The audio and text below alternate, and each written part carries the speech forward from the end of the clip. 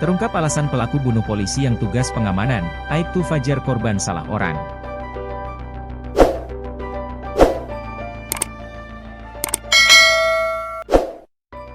Polisi ungkap motif terduga pelaku penikaman terhadap Aibtu Anumerta Fajar Iwu di Buton, Sulawesi Tenggara, Sultra, Sabtu, 19 April 2025. Kapolres Buton, AKBP Ali Rais Sendraha mengatakan motif terduga pelaku ialah pembalasan dendam.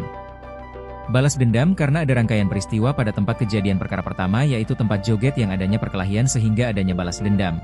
Namun salah sasaran, ungkapnya saat diwawancarai, Sabtu, 19 April 2025. Kata dia, yang disasar oleh terduga pelaku ialah ayah dari terduga pelaku R pada peristiwa sebelumnya. Jadi mungkin sudah cukup lama juga dipendam sehingga menyasar orang tua terduga pelaku pada peristiwa sebelumnya, tambahnya. Kapolres Buton menjelaskan sebelum terjadi insiden penikaman terhadap anggota polisi hingga meninggal dunia, terjadi keributan saat acara joget di Desa Ambual Togo, Kecamatan Lasalimu Selatan, Kabupaten Buton, Sulawesi Tenggara. Keributan tersebut berujung penikaman terhadap dua warga berinisial R dan Li. Menjaga situasi agar tetap kondusif, beberapa anggota polisi termasuk Aibtu V melakukan pengamanan di rumah terduga pelaku.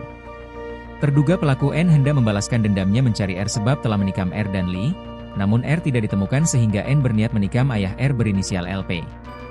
Terduga pelaku N awalnya mengintai terlebih dahulu sebelum sampai di rumah terduga untuk melihat lokasi sasarannya yakni LP, jelasnya. Ia menjelaskan setelah terduga pelaku mengetahui posisi LP, ia langsung berlari menuju lokasi serta melakukan penikaman. Namun posisi duduk tersebut sudah digantikan oleh korban Aibtu V sehingga terjadilah peristiwa tersebut, tambahnya.